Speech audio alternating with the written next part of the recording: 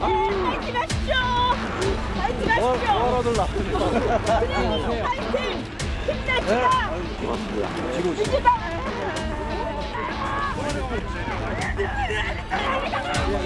방송 좀 많이 내주세요. 하고 있습니다. 성동에 맞춤 박았습니까? 성동에 맞춤 박았어요? 아니 당신들은 말이야 윤석열 정권에 싸움 한번 제대로 안 한 사람들 전화 나와가지고 뭐 민주당 얘기하고. 자, 당에서는 사실상의 공천 배제 결정이 나왔지만 본인이 출마를 희망하는 지역구에 가서 어제 저녁 밤까지 선거운동을 한 임종석 전 실장. 지금 화면 보셨지만요. 저희가 왕십리거든요. 왕십리에 있는 그 시민분들의 반응이 두 가지 반응이 나왔는데 지금 민주당 상황을 딱 그대로 설명하고 있는 것 같습니다. 자, 임종석 전 실장은 당의 공천 배제 결정 이거를 재고해달라. 지금 이렇게 요청을 하고 있는 상황이죠. 자, 그럼 당은 지금 어떤 생각을 하고 있을까? 안규백 전략공천위원장 뭔가 좀 설명을 내놨습니다. 들어보겠습니다. 공당에서 한번 공천을 발표를 하고 나면은 엄청난 어떤 문제가 돌발되거나 비리가 있거나 검증에 실패했거나 이러지 않는 한은 그걸 바꿀 수는 없는 겁니다. 뭐 정치는 살아있는 생물하고 같아서 뭐 전혀 백지라고는 말할 수는 없으되 그러면 이제 지도부, 공관위, 전략공천관리위원회 여러 당의 기관과 요소들이 협의를 해야 될 문제가 되겠죠. 자, 성추 민주당 정책위 부의장 나와 계신데요. 지금 안규백 위원장 말은 임종석 전 실장의 결정과 관련해서 무슨 거의 뭐 천재지변 수준의 뭐가 벌어지지 않으나 이거 번복할 일 없다. 약간 이런 취지의 얘기를 하면서도 뭐 정치는 생물이니까 뭐 그럴 수도 있는 거 아니냐. 약간 그렇게 들리기도 하거든요. 당에서 임종석 전 실장의 요구를 받아들이겠습니까? 지금 사실상 안 받아들이겠다고 얘기를 한 거로 좀 봤고요. 임종석 전 실장도 받아들일 거라고는 생각 안 했을 것 같습니다. 이미 지금 뭐 이재명 대표의 입에서나 지금 지도부의 입에서 임종석 전 실장에 대해서는 이미 결론이 난 것처럼 발언들을 하고 있기 때문에 임종석 전 실장은 저는 그 명분을 쌓기 위해 그러니까 당을 나가지 않고 당 안에서 최대한 내가 요구할 수 있는 거 다 요구해 보고 그런데도 당이 받아주지 않았다. 이런 결과를 내기 위해서 다시 한번 어떻게 보면 사실 그 기자회견 할 때 많은 사람들이 뭐 좀 뭐 탈당이라든지 뭐 이런 것들까지 생각하지 않았어요. 사실은 그런 게 있지 않을까 하는 예상이 많았어요. 그렇죠. 그런 예상을 깨고 어떻게 보면 좀 누군가는 혹자는 뭐 밋밋했다고 할 정도로 재고라는 게 되겠나라고 할 정도로 그런 제안을 한 것은 저는 결국 임 전 실장이 나가지 않기로 결정을 하고 최대한 나는 그래도 이재명 체제 안에서 좀 핍박을 받으면서도 끝까지 내가 할 수 있는 것까지 최대한 해봤는데도 결국 당은 나를 받아주지 않았다. 그러면서 던진 메시지가 이거 아니었습니까? 이재명만으로 정말 이길 수 있습니까? 통합 안 하고 이길 수 있습니까? 통합해야 이깁니다라고 전 거기에 메시지가 있었다고 봤어요. 그러니까 처음에는 정치는 생물이라는 얘기 듣고 탈당을 하는 건가? 라는 생각을 했는데 그 이재명만으로 이길 수 있습니까? 라는 얘기가 저는 하는 데까지 해보고 물러나겠지만 어디 한번 이재명만으로 해보십시오. 대신에 선거의 결과에 대해서는 오롯이 책임을 져야 할 겁니다. 전 이런 메시지로 봤습니다. 자, 그러면 일단 지금까지 나온 임종석 전 실장과 관련된 당이 결정한 바 이거 번복하기 어렵다라는 설명을 해 주셨는데 오늘 임종석 전 실장이 탈당하지 않겠다. 본인은 그렇게 들었다. 그렇게 알고 있다라고 말씀하신 분이 있어요. 목소리 확인해 보죠. 임 실장이 탈당은 하지 않을 것으로 전 알고 있습니다. 평생을 민주당에서 같이 했던 사람이기 때문에 저도 의사를 물어봤고 본인도 탈당하지는 않겠다. 선 전략공천이라는 거는 사실 이기는 공천이잖아요. 무조건 임종석 실장한테 성동을 주라는 게 아니고 여론조사 또는 경쟁력 평가를 좀 해서 제일 좋은 사람한테 주는 게 맞지 않느냐 이런 의사를 좀 표현을 했었죠. 어쨌든 과정 자체가 그렇게 썩 매끄럽지 않았다는 건 분명한 것 같고. 자, 홍익표 원내대표는 뭔가 과정이 좀 매끄럽지 않았다. 그러나 탈당하지는 않을 것 같다. 그렇게 알고 있다라고 약간 확신을 섞어서 얘기를 좀 한 것 같죠? 자, 그러면 임종석 전 실장 지금 이 왕십리, 그 성동구 일대에서 계속 선거운동을 하고 있는 상황인데 과연 앞으로 어떤 결정을 할까? 당에서는 사실상 공천 안 줍니다라는 결정을 한 셈이거든요. 그럼 본인은 과연 어떤 결정을 할 거냐 이거죠. 화면 보겠습니다. 일단 보기로 3가지가 나왔어요. 이게 정치권에서 나오는 얘기 중에서 이제 3가지 정도를 저희가 정리를 해본 건데 일단 무소속 출마. 이거는 탈당을 전제로 해야 되는 거예요. 탈당을 통한 무소속 출마를 할 것이냐. 아니면 험지 출마. 이거는 당의 원래 요구를 받아들이는 셈이 되죠. 원래는 송파갑 이런 얘기를 했는데 본인이 거절했거든요. 그럼 뒤늦게 당에서 요구하는 굉장히 어려운 곳으로 가는 선택을 할 것인가. 아니면요. 아예 이번 총선 안 나갑니다. 대신에 당도 안 나갑니다. 총선 끝난 뒤에 한번 보죠. 당권 도전 이런 걸 생각하는 건가. 그렇다면 그 전제는요. 총 당권을 도전할 정도 상황이 된다면 민주당이 총선에 패배할 가능성에 대비해서 뭔가 지금 힘을 모으는 과정 이런 게 전제에 있어야 되는 거 아닙니까? 이 3가지 정도의 가능성이 나오고 있는 상황입니다. 자, 패널 분들한테 미리 저 보기를 제가 설명하면서 질문을 드렸어요. 이 3가지 가능성 중에 하나를 선택하시거나 아니면 다른 선택을 해도 된다고 제가 말씀드렸거든요. 쓰셨으면 앞에 올려주시기 바랍니다. 자, 일단 많이 다양하게 쓰셨는데 그러면은 이렇게 지그재그 좀 와볼까요? 우선 강전의 국민의힘 노동위원회 부위원장 네. 뭐라고 쓰셨습니까? 저는 불출마 그리고 당권 도전이라고 생각을 그럼 합니다. 3번이네요. 그렇죠. 3번이면은 일단 그러면은 제가 아까 보기에 밑에 설명이 있는데 민주당 이재명 대표 체제의 민주당이 이대로 총선을 치르면은 민주당은 패배하고 그 이후에는 본인이 당권에 도전할 길이 열린다. 이렇게 판단하고 있다는 겁니까, 그럼? 아무래도 그럴 거라고 생각을 합니다. 왜냐하면 이재명 대표의 당대표 임기가 올해 끝나거든요. 이미 2년이 마무리되어 가고 있는 시점에서 이재명 대표 입장에서는 지금 비명 행사를 시키면서 공천을 하고 있는데 여기에 있어서 임종석 실장뿐만이 아니라 그 친문 홍영표 의원을 중심으로 해서 민주연대라는 것도 지금 만들어지고 있지 않습니까? 거기가 뭐 새로운 미래와 함께 할지 그것은 아직까지 밝혀진 바는 없습니다만 예. 이렇게 공천 학살을 받고 있는 친문 계열의 그 의원들의 중심점에 오히려 지금 임종석 실장의 공천 문제가 너무 큰 일이 돼갖고 임종석 실장이 주인공으로 저는 등극을 할 거라고 생각을 합니다. 당장 불출마할 당을 탈당할 거라고는 생각하지 않는 게 본인이 이제 민주당 내에서의 일도 그렇고 또 윤영찬 의원이 예전에 원칙과 상식에서 탈당을 하려고 했을 때 본인이 마지막에 마음을 접은 것이 임종석 실장 등 그 문재인 청와대의 인사들이 많이 만류를 했다라는 얘기를 했었거든요. 그래서 그분들과 함께 어떤 세력화는 할 것 같은데 다만 이번 선거에 있어서는 출마하지 않는 것으로 본인은 결정할 것 같습니다. 이번 윤경호 소장께서는 당권 도전 부분은 지금 같은데 앞부분이 달라요. 그러니까 무소속 출마하고 당권 도전. 그러니까 탈당을 하고 무소속 출마를 먼저 한다. 이거네요, 지금요. 탈당 그렇죠. 그러니까 일단은 뭐 나중에 당에 합류하는 건 예. 상황의 변화에 따라 얼마든지 가능할 테니까 물론 복당 뭐 허가 예. 뭐 이런 절차를 거쳐야 되긴 하겠지만 그러나 출마를 하려면 탈당해야죠. 예. 무소속 출마의 의지는 컷오프 되고 나서도 바로 나가서 저렇게 선거운동 선거 유세를 하고 다니고 있습니다. 예. 하는 거 본인에 대한 성동갑 지역에 뭐 중구도 물론 포함됩니다만 일종의 뭐 인기도에 대한 뭐 확인 차원 물론 저런 자리에는 절대적인 지지층 위주로 환호성을 질러주죠.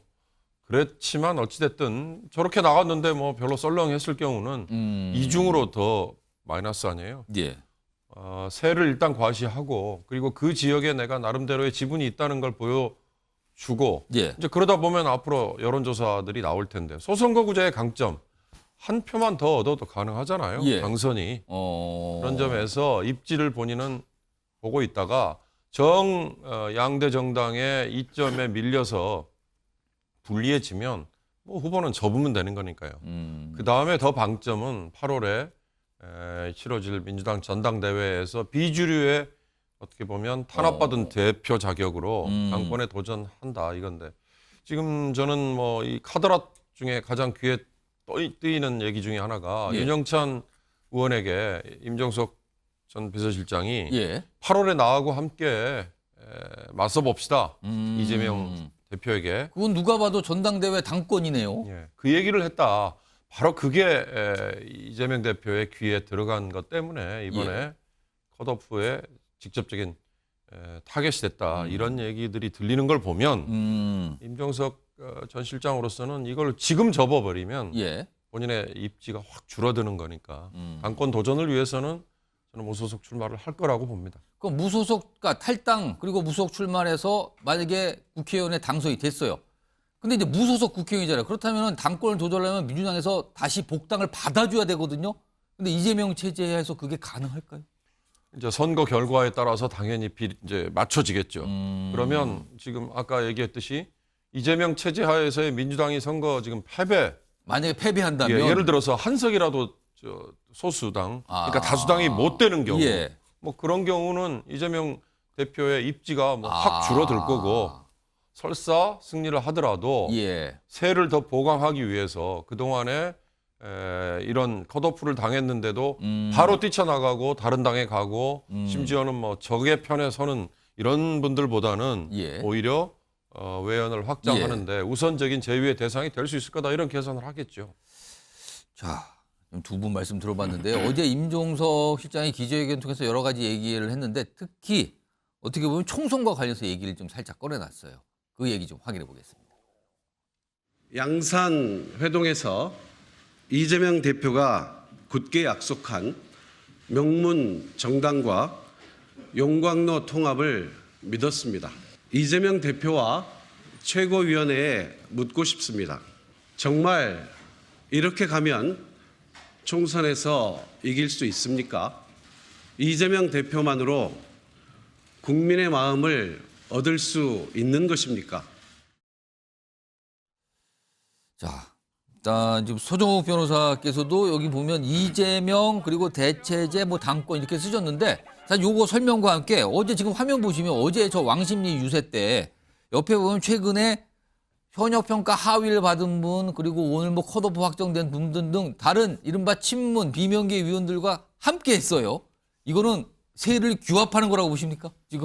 지금 이제 제가 보기에 민주당의 주인은요. 주인은 이제 저분들이에요.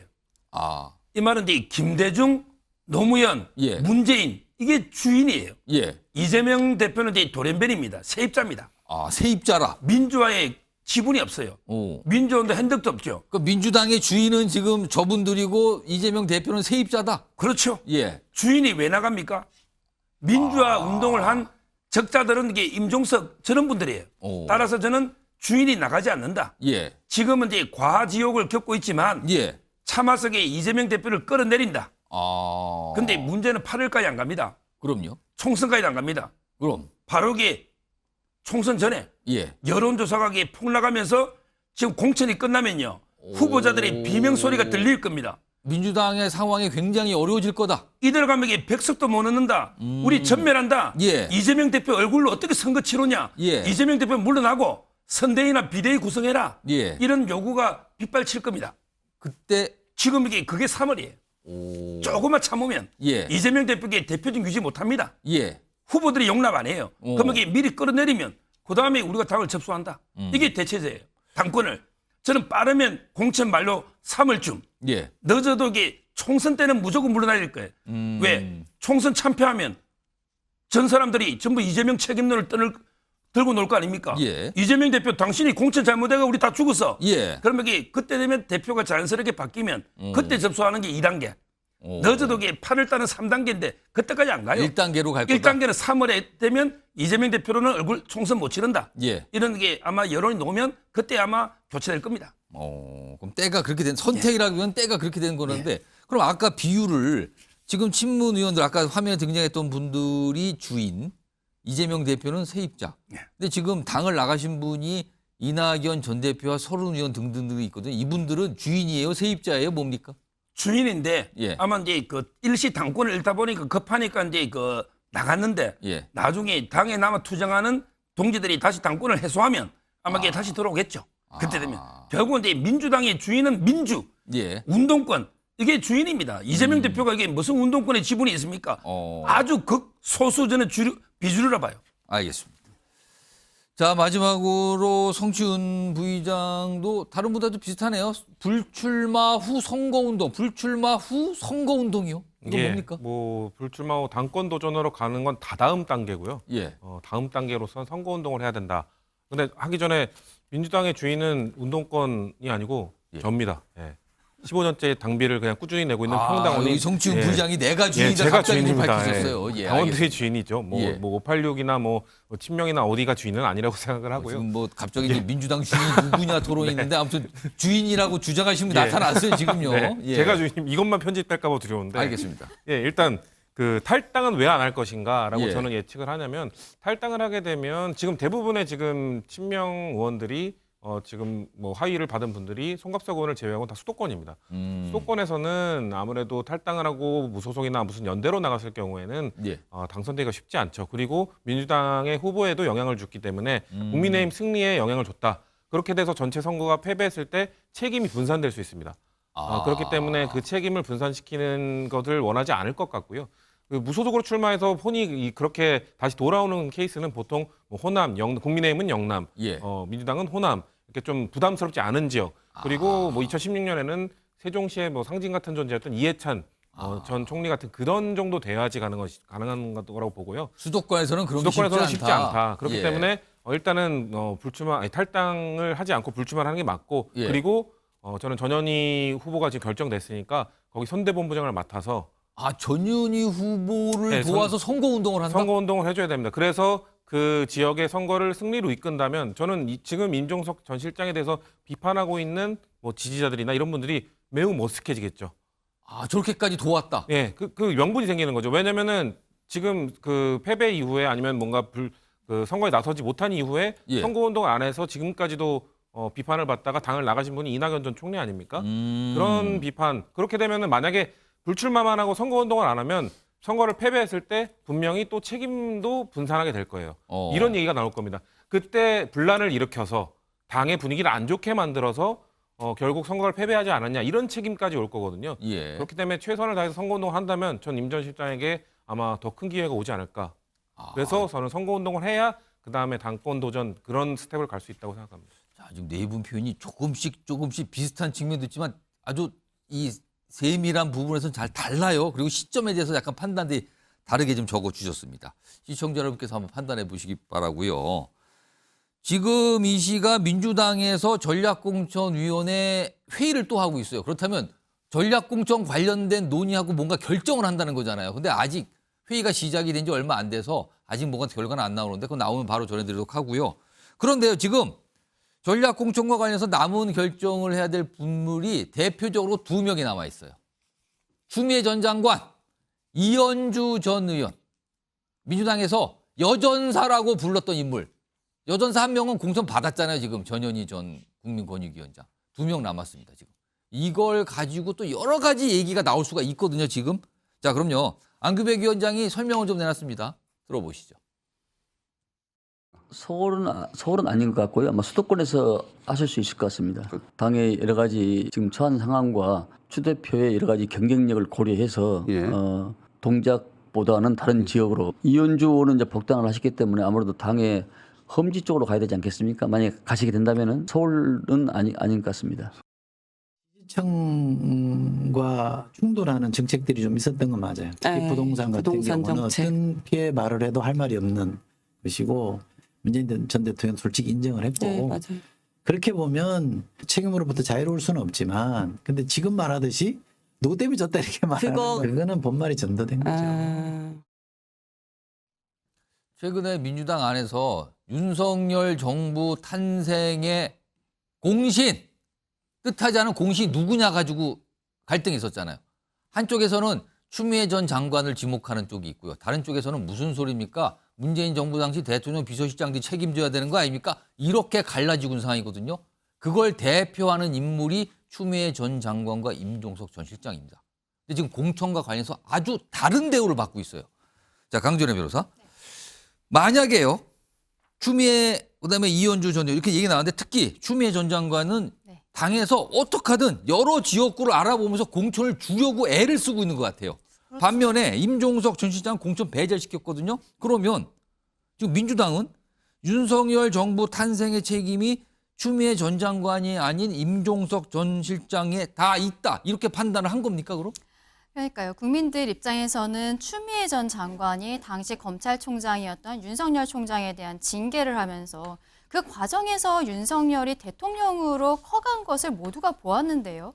근데 추미애 전 장관의 경우에는 임종석 실장과는 달리 민주당 내에서 전향을 했죠. 뭐 문재인 정권 때 법무부 장관을 했습니다만 그 이후에 이재명 대표가 나중에 대선을 도전할 때 굉장히 발벗고 도와주는 모습을 보였다는 거죠. 그렇기 때문에 추미애 전 장관에 대해서는 이재명 대표가 이미 면죄부를 주었다. 그러면서 사실 임종석 실장의 임종석 실장이라고의 중성동갑이라 할 수는 없지만 그 지금 논란이 되고 있는 여기에도 정체불명의 여론조사에서 추미애 전 장관의 이름이 나오기도 했고 송파갑으로 갈 것이냐 뭐 이런 얘기를 했는데 추미애 전 장관 측에서 송파갑을 거절했다는 이야기들도 있잖아요. 근데 추미애 전 장관의 입장에서는 본인의 지역구가 지금 고민정 의원의 지역구거든요. 광진을이었는데 거기서 5선을 했는데 고민정 의원이 이미 광진을에서의 단수공천이 결정이 되어버린 상황인 거예요.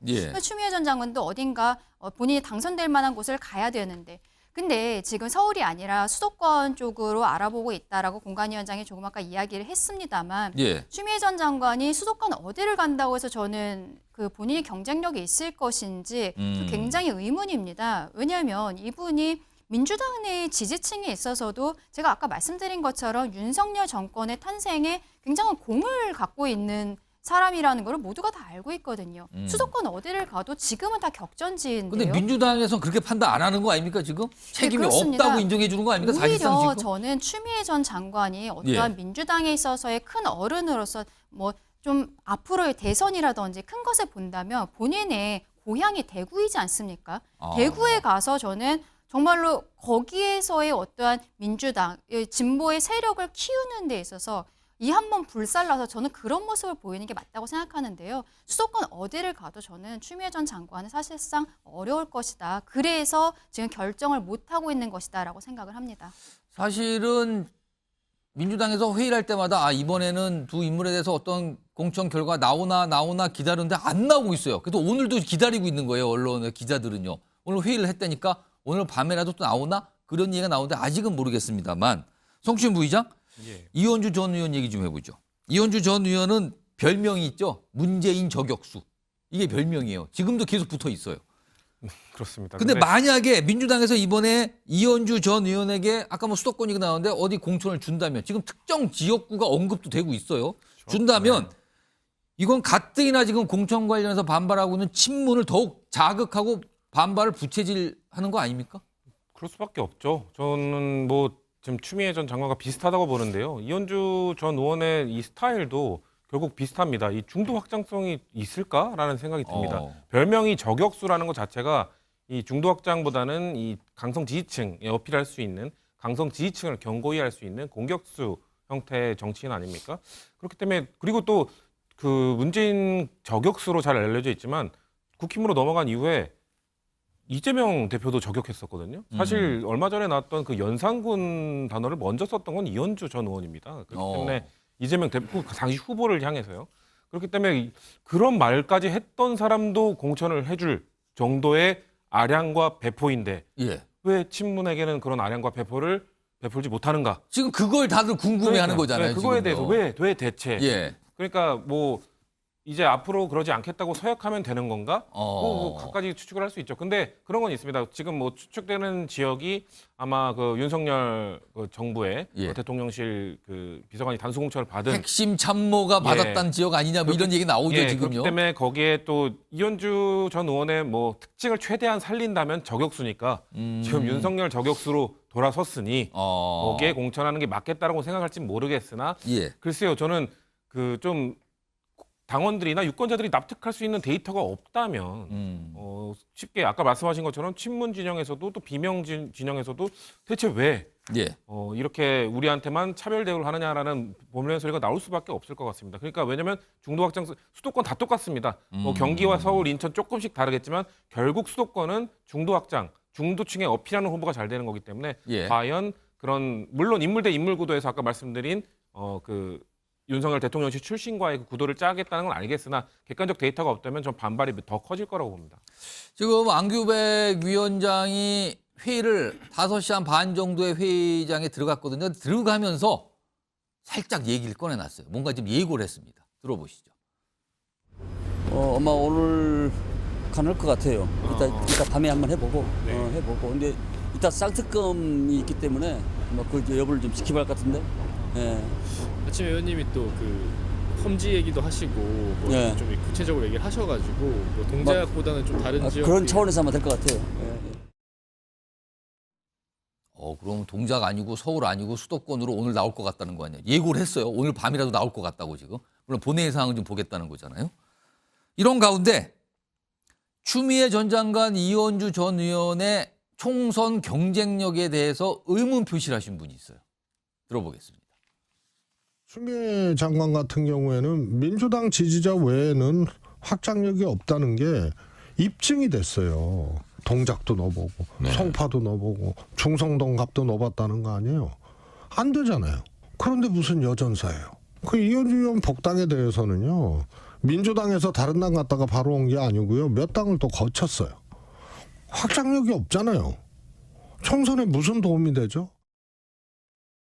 윤경호 수사님, 특히 추미애 전 장관 관련해서 여러 군데를 지역구로 알아보고 했는데 안 되지 않느냐. 근데 그럼 수도권을 돌리면 무슨 경쟁력이 있느냐. 지금 이런 의문 표시거든요. 어떻게 판단하십니까?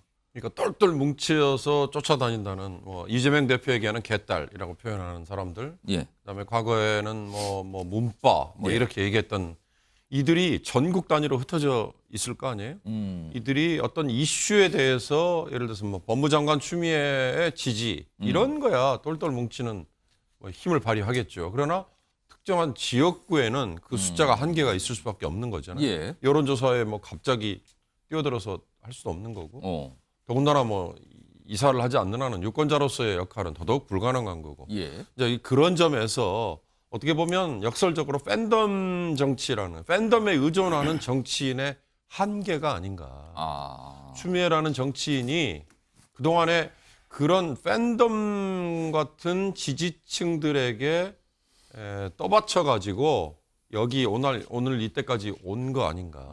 그러나 막상 아주 구체적으로 경쟁력을 따져보니 아까 뭐 최재성 의원의 얘기가 얼마나 근거가 있는지 모르겠습니다만 여기에서도 왠지 좀 모자라는 것 같고 저기에서도 모자라는 것 같고 이런 식의 결과가 나오지 않았을까. 저는 아까 우리 성치훈 부의장의 얘기 중에 이재명 대표의 선호. 아니 누구에 대해서는 그렇게까지 싫어하는. 근데 그걸요 한번 일반화해 보면 과거의 야당은 아무리 당권을 장악한 주류 존재들이 모든 걸 다 차지한다 한들 일정한 지분은 비주류들에게 몫을 줬어요. 왜냐하면 여당은 이런 선거의 낙천자 또는 교통정리를 한 다음에 보상해 줄 수 있는 카드가 있잖아요. 뭐 구체적으로 얘기해서 공공기관이나 아니면 기타 대통령이 임명권을 쥐고 있는 집권 여당의 프리미엄이라는 게 그런 거 아니에요? 그러니까 분란이나 이런 게 상대적으로 적고. 그러나 야당은 당이 깨지지 않으려면 비주류에게도 일정한 지분을 줬던 게 과거 야당의 정치 행태였는데 지금의 이재명 대표와 주류 집단은 그걸 전혀 고려하지 않는 데서 문제가 생기는 거거든요. 그러면서 추미애나 이현주 같은 이재명 대표의 눈에 드는 사람에게는 무리를 해서라도 그냥 하겠다. 근데 막상 본선 경쟁력이 없으면 나중에 공멸 아니에요. 그거에 대한 냉정한 지적이 아닐까 싶습니다. 소juk 변호사 보시기에는 추미애, 이현주, 그러니까 민주당 표현으로는 여전사예요. 이 여전사들의 총선 출마했을 때 경쟁력 어떻게 판단하십니까? 저기 그 최재성 의원이 확장력이 0이라 했잖아요. 제가 보기에 잘못 본 것 같아요. 0이 아니면 뭡니까? 0이 아니고 이제 이거 확장력이 마이너스. 그럼 다른 데까지 민주당 지지율보다 표가 더 안 나와요. 왜냐하면 이제 제 주위에도 민주당 지지하는 분들도 추미애는 안 된다. 이현주도 안 된다. 이런 분이 많아요. 예를 들어 문재인 대통령을 지지하는 분이 추미애 장관이 문재인 대통령을 계속 비판하고 있잖아요. 그 추미애 찍을까요? 저는 안 찍는다 봐요. 오히려 확장력이 제로가 아니고 마이너스입니다. 이 말은 보수의 음원이 예. 보수 쪽에서는 좋죠. 추미애 장관이 나오면 인근 지역까지 아마 피해를 줄 겁니다. 저는 출마 지역은요. 예. 이현주 전 의원에게 아무리 봐도 이게 용인 가부에는 안 보입니다. 용인이 맞아요. 왜냐하면 이게 윤석열 대통령과 각을 세운다면 거기에 이원모 인사비서관이 전략공천을 받았죠. 핵심 참모였단 말이에요. 그리고 이제 그 양양자 의원도 나오잖아요. 아마 그 지역에 나가는 게 맞지 않나 이런 생각이 들고 이현주에는. 근데 추미애 장관에게 서울이 아니고 경기도 아무리 찾아봐도 수도권 얘기를 했는데 경기도가 이제 59개 있거든요. 근데 51개가 민주당이에요. 국민의힘이 몇 개 없어요. 근데 뭐 분당이나 다 이미 다 차지하고 있잖아요. 제가 보기에 굳이 하나 비어 있다면 의정부 갑정도가 제일 흠지예요.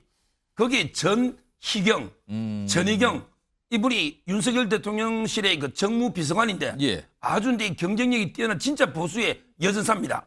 근데 민주당은 그때 문희상 의원 이후에 오영환 소방서 있잖아요. 이분이 다 사퇴해서 전략지역으로 아직 돼 있는 것 같아요. 그렇습니다. 거기는 이게 비어 있는 것 같아요. 그다음에 전혜경 세잖아요. 아마 이게 여성끼리 대결 비어 있고 험지면 굳이 간다면 그 외에는 비어 있는 데가 별로 없는 것 같아요. 이게 어디로 갈지 뭐 저는 상당히 주목되는데 별로 이게 그 파괴력은 전혀 없다 이래 보면 돼요. 알겠습니다. 지금까지 서정욱 변호사의 분석과 전망이었습니다. 지금요.